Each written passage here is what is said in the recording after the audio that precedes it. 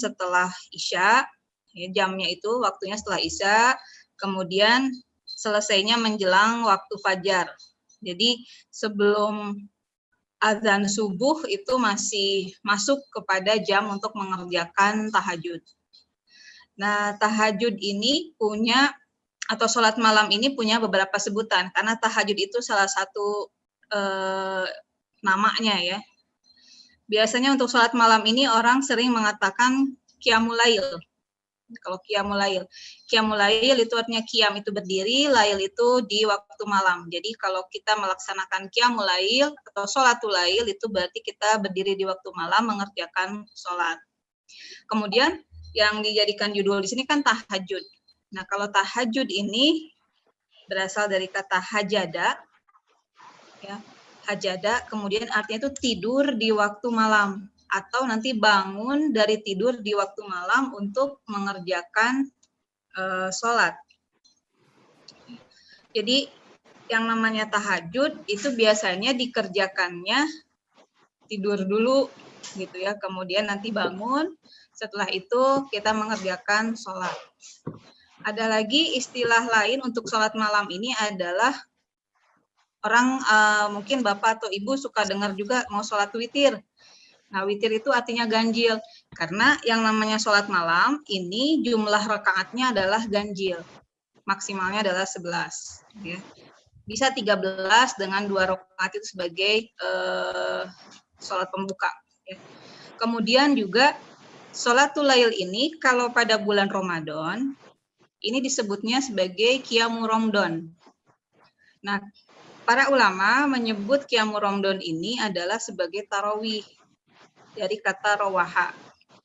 Rawaha itu artinya santai, tenang, tidak tergesa-gesa, ya, serumpun dengan kata rohah atau istirahat ya kalau bahasa Arab. Nah, jadi sholat malam ini kalau di bulan Ramadan namanya kita sebut sebagai tarawih. Jadi dengan kata lain, setiap hari itu kita bisa melaksanakan sholat tahajud atau qiyamul lail tadi ya istilahnya. Nah, di bulan Ramadan kita mengerjakannya istilahnya jadi tarawih.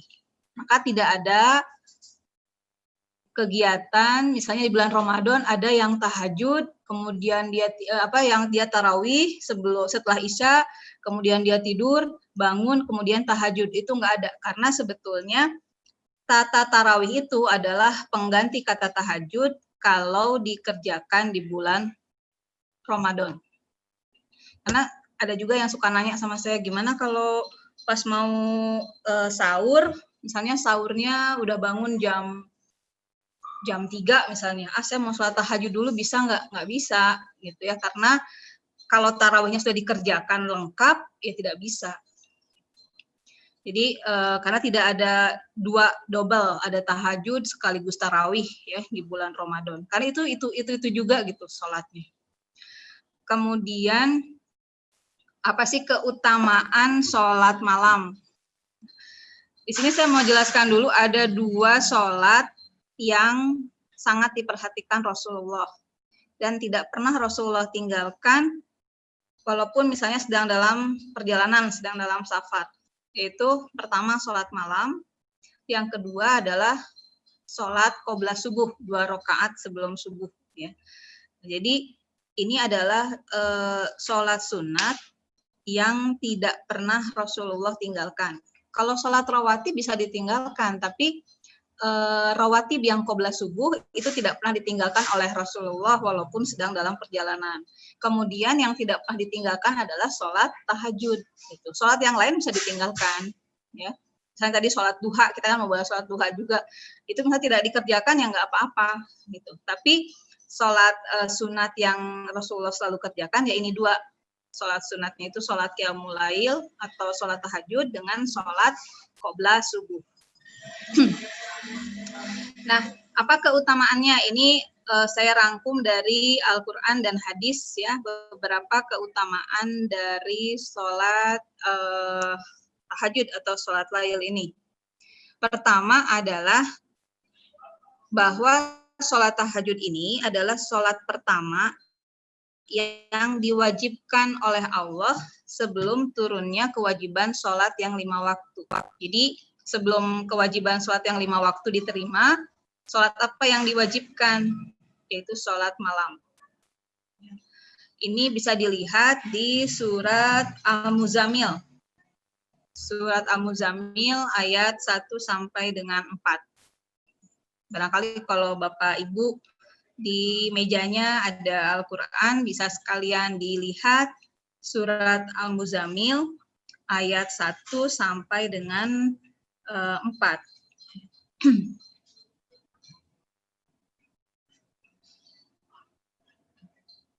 Kemudian keutamaan yang kedua dari sholat malam ini adalah sholat ini langsung disyariatkan oleh Allah sebagai tambahan setelah sholat fardu yang 5 waktu. Nah, kemudian kan sholat 5 waktunya diwajibkan nih.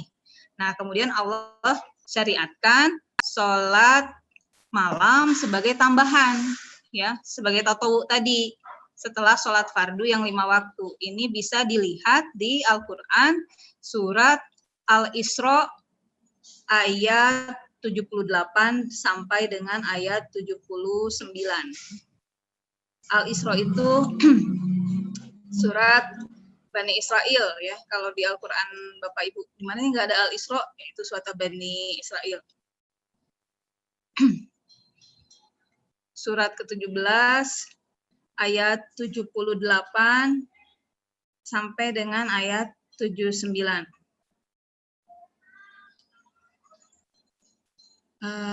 Nah ini di ayat 78 ya, coba sambil dilihat Al-Qur'annya, mungkin di handphonenya Bapak Ibu ada.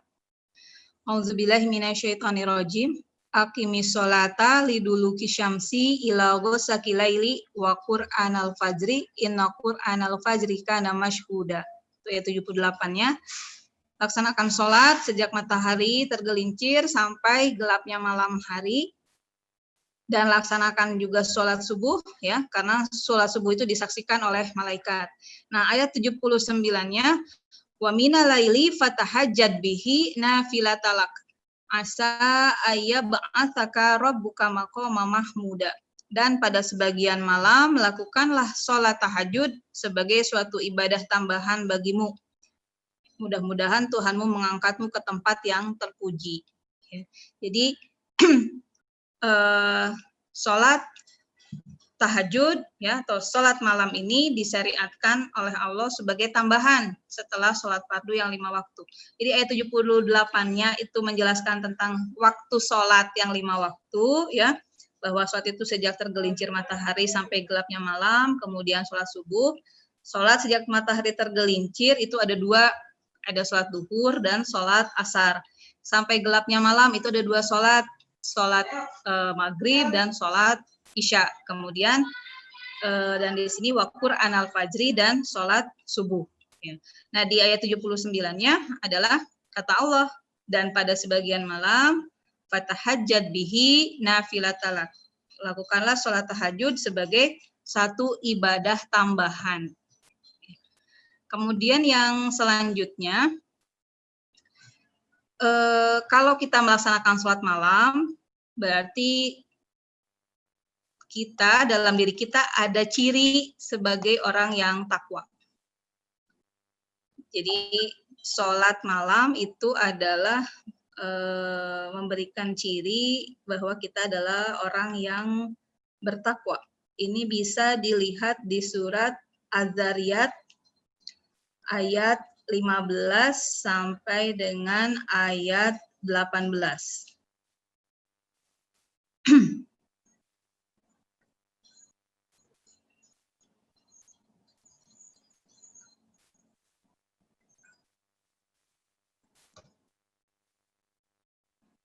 Jadi ciri orang yang beriman tuh di ayat 15-nya, sesungguhnya orang yang bertakwa, maksud saya bertakwa itu ada dalam taman-taman surga dan mata air. Di ayat 16-nya mereka mengambil apa yang diberikan Tuhan kepada mereka, sungguhnya mereka sebelumnya di dunia adalah orang yang berbuat baik. Apa yang mereka kerjakan itu ayat 17-nya adalah kanu qalilan minal laili ma yahja'un, ya.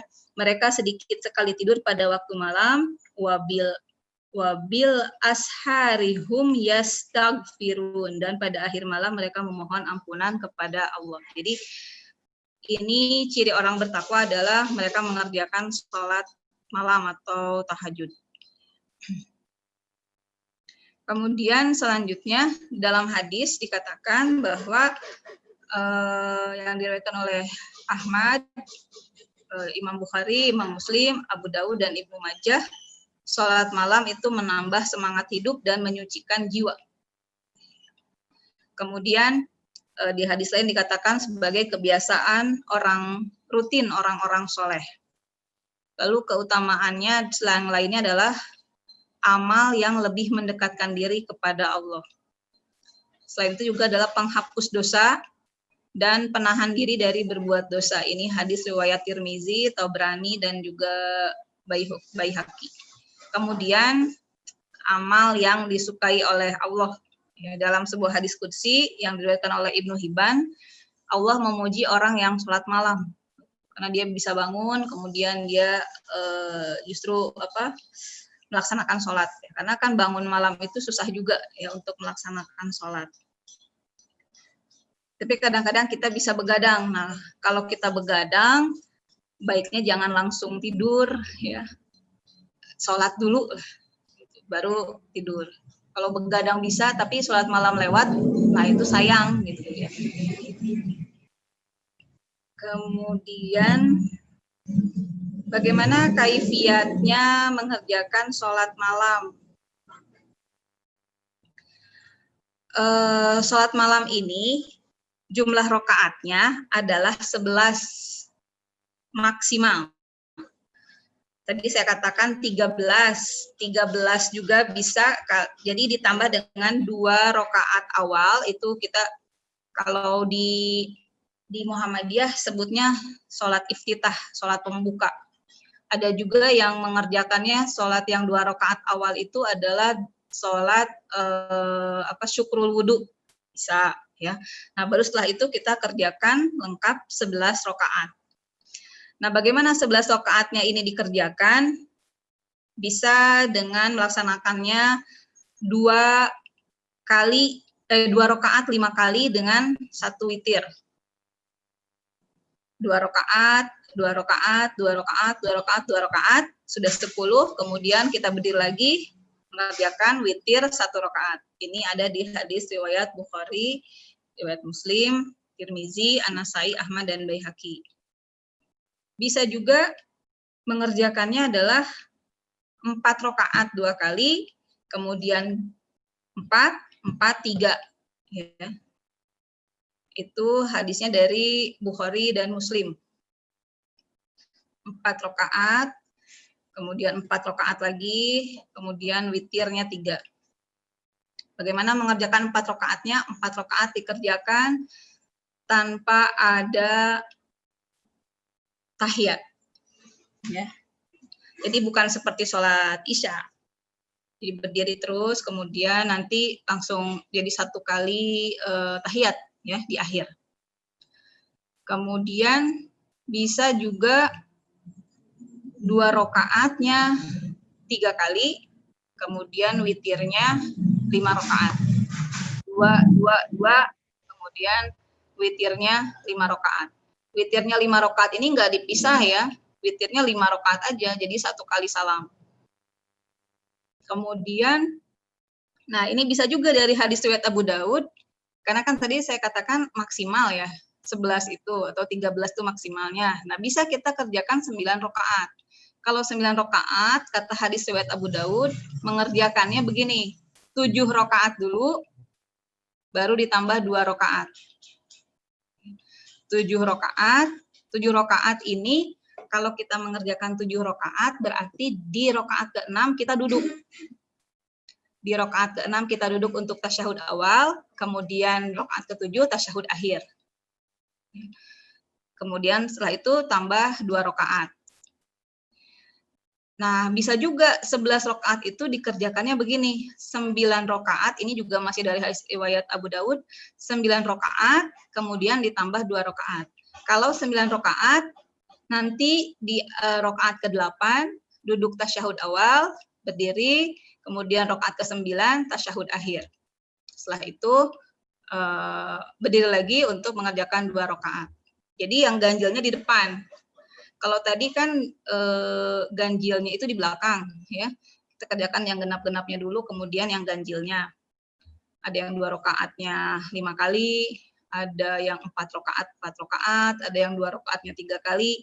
Kalau yang ini mengerjakannya justru dibalik. Jadi yang witirnya dulu, yang rakaatnya ganjil dulu dikerjakan, kemudian baru ditambahkan 2 yang genap.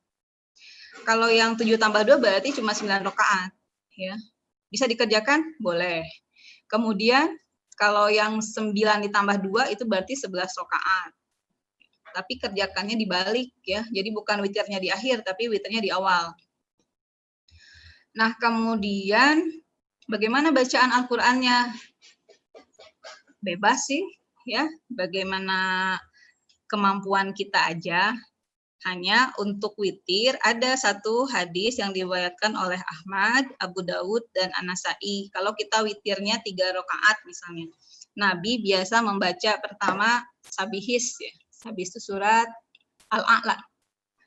Jadi rakaat pertama ketika berdiri yang witir 3 rakaat itu, pertama Sabihis marobikal a'la, surat Al-A'la, kemudian rakaat kedua Qul ya ayyuhal kafirun, Al-Kafirun, dan yang ketiganya Al-Ikhlas, Qul huwallahu ahad. Kalau kita mau mengerjakannya 5, bisa ditambah misalnya ayat 4, rakaat 4-nya Al-Falaq, kemudian rakaat 5-nya An-Nas, gitu ya. Tapi biasa Nabi begitu. Kalau misalnya belum hafal ya nggak ada masalah, ya bisa semua bacaan ayat Al-Qur'an yang hafal aja, tidak memberatkan. Cuma kalau misalnya mau kayak Nabi, yaitu biasanya Nabi itu membacanya ayat pertama, rakaat pertamanya Al-A'la, yang keduanya Al-Kafirun, yang ketiganya Al-Ikhlas.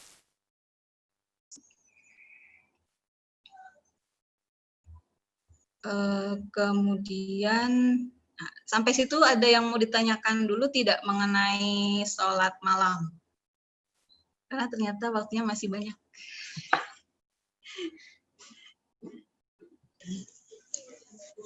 Ya, sebentar.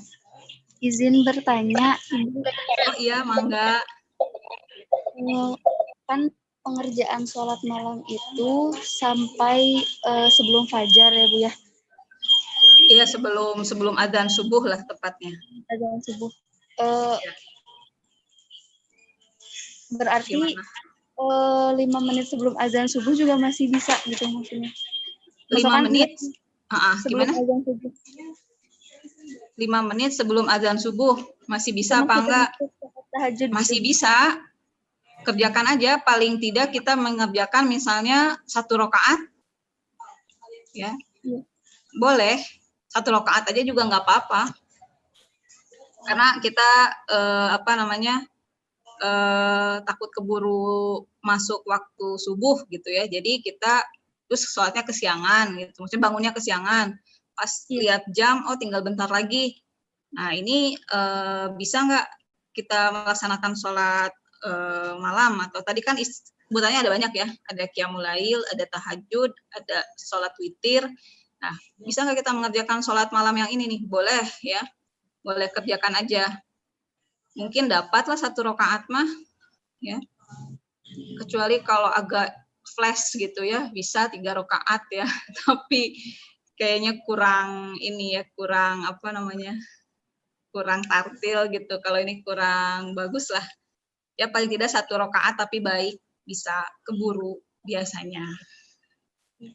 Satu lagi Bu. Ya mangga. Kan biasanya kan ada doanya ya Bu ya. Misalkan nih kalau udah mepet banget kayak tadi, misalkan tinggal 5 menit terakhir tuh mau ke azan subuh. Itu doanya tuh memang harus dibacakan atau karena kan udah mepet juga, misalkan udah keburu azan subuh nih, gak apa-apa masih bisa dibacakan juga atau gimana ya? Doa juga sebenarnya bebas, ya. Kalau apalagi udah mepet, begitu, kan sebenarnya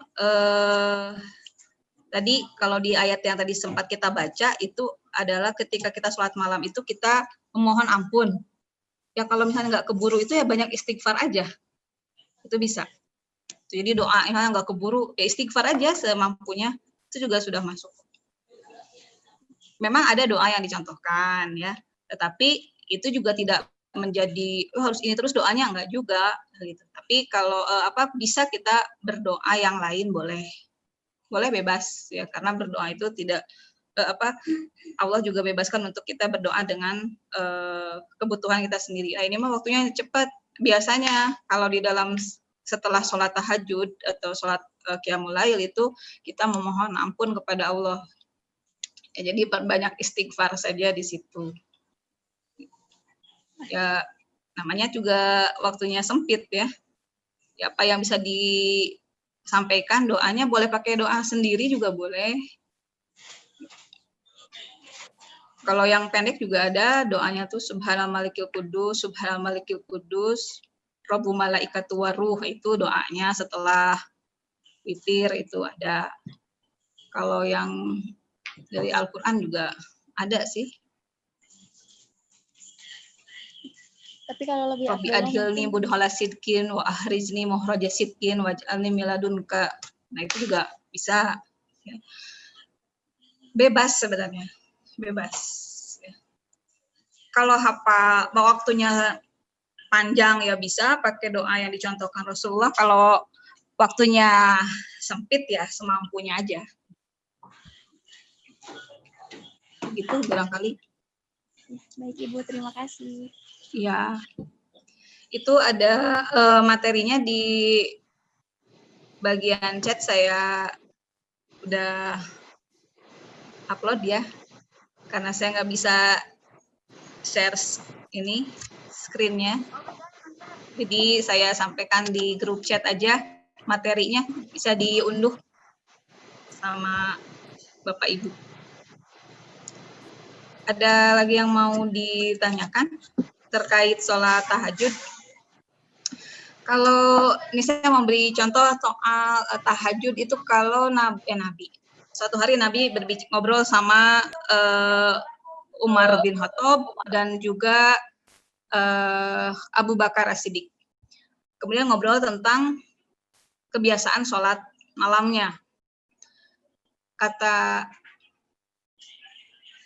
Kalau kata Umar itu suka mengakhirkan witirnya, ya. Witirnya diakhirkan.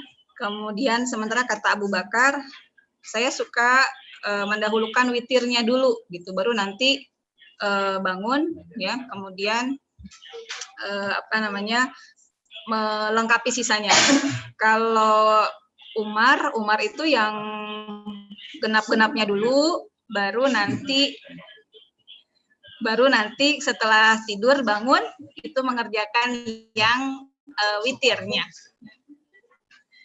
Nah, kata Nabi bagaimana ketika menanggapi Umar bin Khattab? Kata Nabi yang mengerjakannya itu yang genap-genapnya dulu, baru dia tidur, kemudian nanti bangun dan mengerjakan sisanya yang ganjil. Kata Nabi ini yang kuat.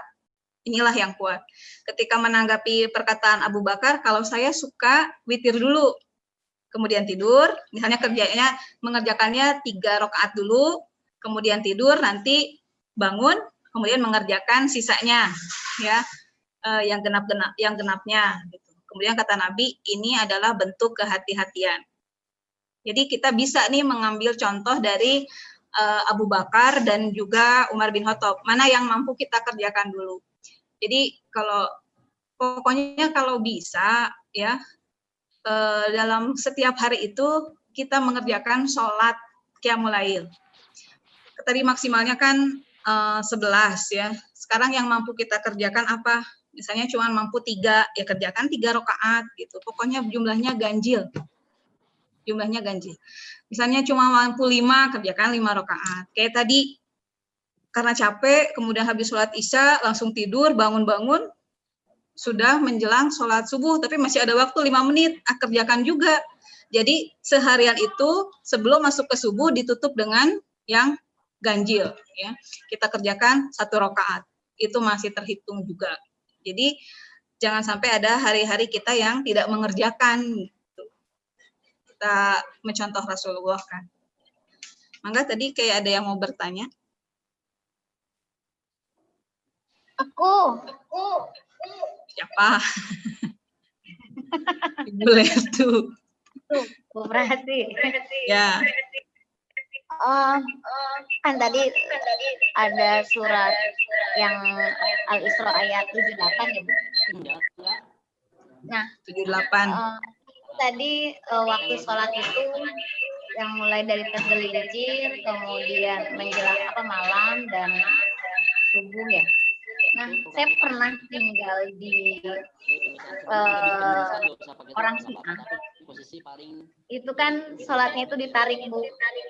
Jadi zuhur, asar, maghrib, isya kayak hijama gitu subuh.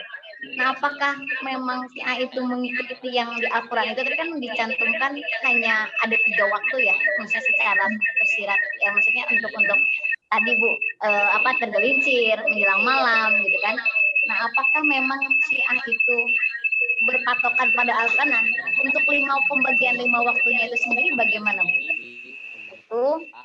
Yang kedua, ada yang bilang, bahwa sholat, ada yang bilang sholat qobliyah subuh itu sama dengan sholat fajar. Tapi ada yang bilang berbeda. Nah, itu yang betul bagaimana, Bu? Itu aja mungkin. Terima kasih, Bu Prahasti. Itu teh tadi pertanyaan yang pertamanya teh ada menggema gitu ya. Tadi kan yang 3 waktu ya. Kalau boleh sambil di grup chat juga di ini deh ditulis, boleh tuh. Saya takut salah tangkap barusan, soalnya kedengaran ke sayanya nggak jelas. Ya. Tulisannya ada di posisi paling kiri. Saya jawab dulu yang nomor 2 aja ya. Kalau sholat qobla subuh itu sholat fajar. Sholat fajarnya kan yang pas subuh itu. Itu kan sebelum subuh. Ya, jadi kalau qobla subuh bukan sholat fajar. Ya, jadi yang dimaksud dengan fajarnya itu di situ adalah subuhnya. Tapi memang ada beberapa perbedaan penafsiran ya, perbedaan penafsiran. Apa yang beda? Jadi beda kan ya? Ya memang beda, Bu. Kalau qobla belum masuk ke fajarnya belum ya. Kalau yang fajar itu ya, yang subuh itu fajar. Meskipun ada yang menganggapnya bukan ya, tapi kalau yang saya pahami ya, yang qobla subuh itu belum masuk ke sholat fajar. Kalau tadi yang pertanyaan yang pertama, yang 3 kali waktu sholat itu, gimana Bu Letu? Tolong ini lagi, diperjelas lagi pertanyaannya. Saya takut salah jawab soalnya. Oh iya ya. Nah itu tadi saya mau jawab ke situ. Ini ada kata kuncinya yang ditulis di sini. Tapi tadi saya nggak kedengeran. Jadi betul kalau orang Syiah itu mereka sholatnya cuma 3 waktu. Berdasarkan ayat yang tadi. Kalau kita, ayat yang tadi itu kan dijabarkan lagi dalam hadis. Nah, dalam hadis itu ada yang 2 waktu siang itu setelah tergelincir matahari itu sholat apa aja. Ada sholat zuhur, ada sholat asar. Itu ada dalam hadis. Kemudian setelah yang malam itu apa saja? Itu ada maghrib sama isya. Kemudian sholat subuh. Nah, kalau orang Syiah memang berdasarkan ayat yang tadi, sholat mereka memang cuma 3 waktu. Dan bukan cuma di jamak-jamak, kan sholatnya juga agak berbeda ya. Tadi saya mau jawab ke situ, cuma saya takut salah. Ini arahnya ke Syiah apa bukan? Ternyata betul ya, ke Syiah. Jadi memang kalau orang Syiah itu sholatnya 3 waktu aja. Yang 3 waktu itu benar-benar 3 waktu gitu, tidak tidak dijabarkan lagi dengan hadis-hadis ya, hadis-hadis mengenai yang di waktu siang itu sholat apa aja tuh enggak. Jadi mereka kerjakannya di situ ya, di rapel-rapel begitu memang memang betul seperti itu. Jadi kalau kita mengenalnya 5 waktu, 2 sholat dikerjakan di waktu yang masih kategori siang, kemudian 2 sholat dikerjakan di waktu malam, 1 di waktu subuh. Kalau mereka mah 1 sholat di 1 waktu, ya, subuh, jadi sholat cuma 3 subuh, kemudian yang di waktu siang sama yang malam. Itu memang kalau Syiah begitu. Ya kan beda ya kalau Syiah mah jangankan sholatnya, syahadatnya juga berbeda, rukun imannya juga berbeda. Kemudian juga ketika sholat juga gerakannya berbeda. Ya mungkin kalau Ibu pernah lihat yang sholat, yang Syiah ini sholat, gerakannya pasti berbeda dengan kita yang biasa, yang umum. Karena gerakannya ada yang berbeda, Bu. Kemudian juga di dalam di kiblatnya juga berbeda. Pakai turbah biasanya atau tisu? Ya, itu ya di tempat sujudnya juga kan ditaruh apa? Turbah Bu, namanya. Ya, ada yang pakai turbah, ada yang pakai yang lain juga, Bu. Ada pakai tanah. Pakai tanah. Pakai tisu. Ya pokoknya gitulah. Ya agak beda. Memang Syiah mah beda. Begitu mengartikannya. Ya, mungkin berpatokannya ke situ mungkin ya Bu ya. Ke situ. Ya, ke situ. Betul, memang patokannya ke situ. Jadi dikerjakannya tuh apa tidak ada ditambahkan kan kalau kita Al-Qur'an tuh dijabarkan lagi dengan hadis, ya. Ada apalagi sholat itu kan perintahnya aja di dalam Al-Quran, tapi tata cara dan lain sebagainya itu dalam hadis. Nah kalau orang Syiah itu mereka juga pakai hadis, tapi hadis dari kelompok mereka gitu ya. Jadi mengartikannya seperti itulah. Memang itu saya nggak kedengeran, tapi ini Syiah itu yang dimaksud. Duha, Bu. Ya? Nggak ada sholat duha. Katanya kalau sholat duha itu subuh yang kesiangan kata mereka. Oh. Oh ya, kita lanjut ke sholat duha kalau gitu ya. Ya, makasih Bu Prasi. Ya. Bu, sholat duha. Izin tanya, Bu, izin tanya. Oh, mangga Pak Iwan Rizal. Punten ya. Mangga. Sebelum ke duha, kan katanya kalau sholat malam itu harus tidur dulu ya. Apakah memang harus tidur dulu atau misalkan sebelum tidur atau bagaimana? Katanya, soalnya ada juga yang bilang memang harus ada tidur dulu katanya gitu. Itu saja. Makasih. Oh ya. Apakah harus tidur dulu? Kalau Bapak misalnya tidak harus tidur dulu, Pak. Gini, di dalam tadi pengertiannya ada yang katanya namanya itu kan qiyamul lail, sholat malam. Kalau biasanya nih, kalau kita menyebutnya qiyamul lail itu tidak harus tidur dulu. Kalau kita masih terjaga sampai jam 11 malam gitu.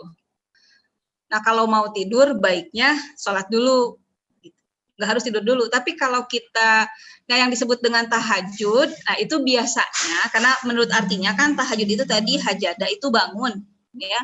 Bangun kemudian bangun di waktu malam ya atau bangun dari tidur untuk melaksanakan sholat. Nah kalau kita pakai istilahnya tahajud, itu biasanya tidur dulu baru bangun. Tapi kalau kita pakai istilahnya, ini kata ulama, istilahnya qiyamul lail, kita tidak usah tidur dulu.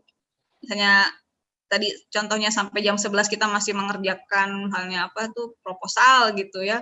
Kemudian pas mau tidur, nah sholat dulu. Nanti bangunnya ya menjelang subuh gitu, nggak apa-apa, asalkan sudah sholat. Tidak harus tidak harus selalu tidur dulu, tidak. Bisa mengerjakannya sebelum tidur. Nah, itu biasanya nanti sebutannya qiyamul lail. Soalnya itu juga, cuman perbedaan sebutan karena tadi misalnya karena ini mengerjakannya sebelum tidur, jadi disebutnya qiyamul lail. Kalau yang habis isya kemudian tidur, nah nanti di sepertiga malam gitu ya, bangun, nah itu sebutannya tahajud. Tapi sholatnya itu juga. Nggak harus tidur dulu. Kadang saya mengerjakan langsung dulu, baru tidur. Seringnya sih tidur dulu, baru mengerjakan sholat. Bagaimana kemampuan kita aja? Turun, Bu.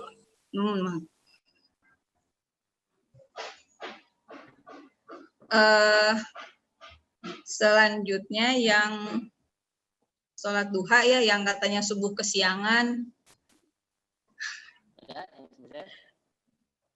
Sholat duha itu,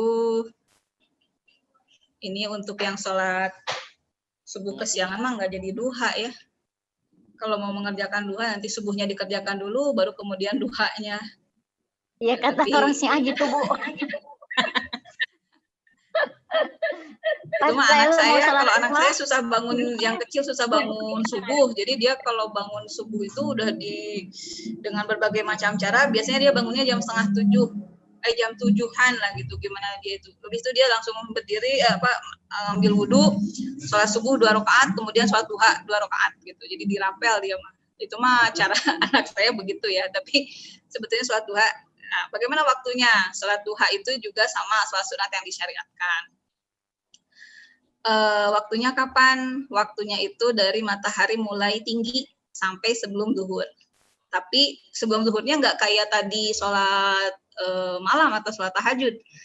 Ini kalau dikasih jam, nah itu kira-kira mulai jam 8 lah, mulai tinggi itu sampai jam 11 siang.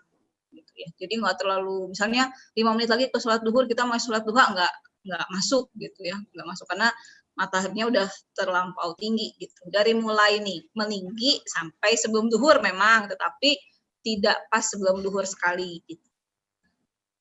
Bagaimana cara pengerjaannya? Ini bisa dilaksanakan 2 rakaat, 4 rakaat, 6 rakaat, atau 8 rakaat. Ada yang mengatakan 12 rakaat, ada hadisnya, tapi setelah diteliti oleh para ahli hadis, hadisnya doif ya. Jadi yang kuat itu hadisnya cuma sampai 8 rakaat paling banyak. Bagaimana pengerjaannya? Kalau 2 rakaat mah ya udah berarti 2 rakaat. 4 rakaat, nah 4, 6 sampai 8 itu ada yang menafsirkannya setiap 2 rakaat salam, ada juga yang sekali salam ya.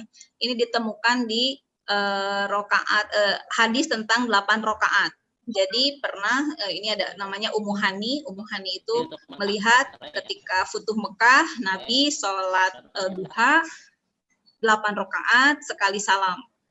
Tapi di hadis yang lain ada yang mengatakan setiap 2 rakaat kemudian salam. Nah, oleh para ahli hadis kemudian diambil kesimpulan bahwa ini bisa dikerjakan 2 cara ini. Jadi mau yang sekali salam ataukah yang tiap 2 rakaat salam gitu. Jadi karena ada 2 hadis dan derajatnya sama gitu ya.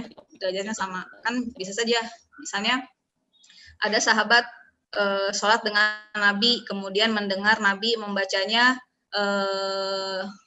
membaca iftitahnya misalnya Allahumma baini. Nanti sahabat yang lain sholat dengan Nabi, kemudian ternyata terdengarnya misalnya Nabi membaca iftitahnya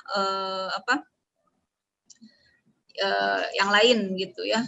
Nah itu kan bisa bisa saja terjadi. Jadi dalam sholat duha ini pun ada beberapa keterangan, ada yang melihat Nabi tiap 2 rakaat salam, ada yang pernah melihat Nabi sekali salam dari sekian banyak rakaat.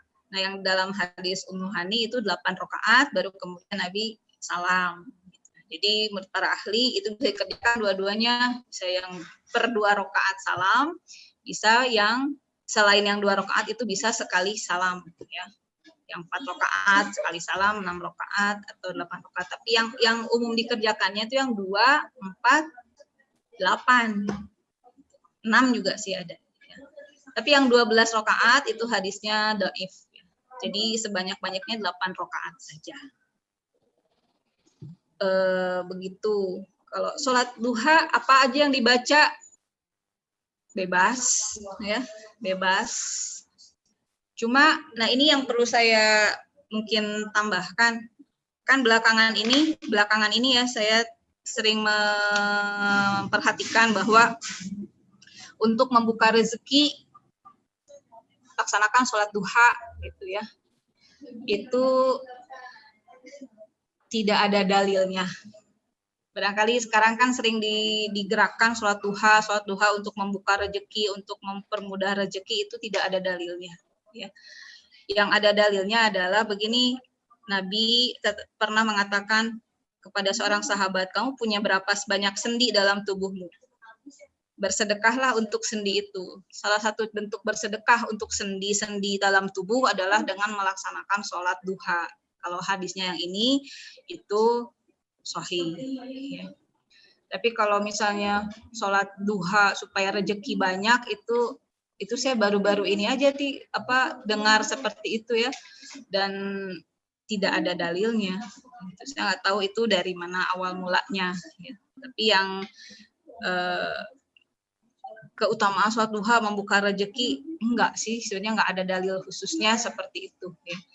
Ada juga tadi kita bersedekah, bersyukur kepada badan kita sehat gitu, makanya kita melaksanakan sholat duha.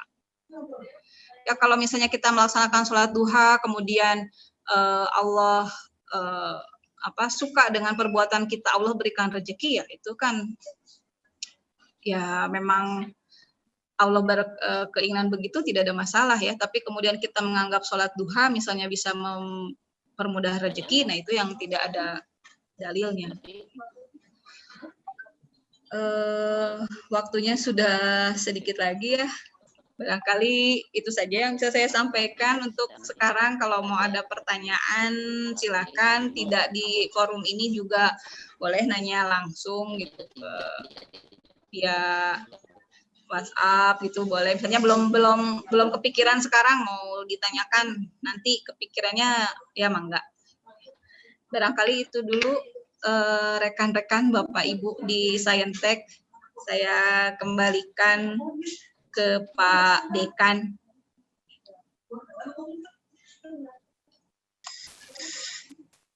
Terima kasih Bu Prahasti atas usianya. Semoga bisa membuka wawasan baru bagi kita, karena memang sebagian materi yang Ibu sampaikan memang bagi saya itu khususnya ke arah jumlah rakaat dan sebagainya itu terus terang memang sebagian adalah baru bagi saya. Terima kasih atas tausiahnya. Bapak Ibu sekalian,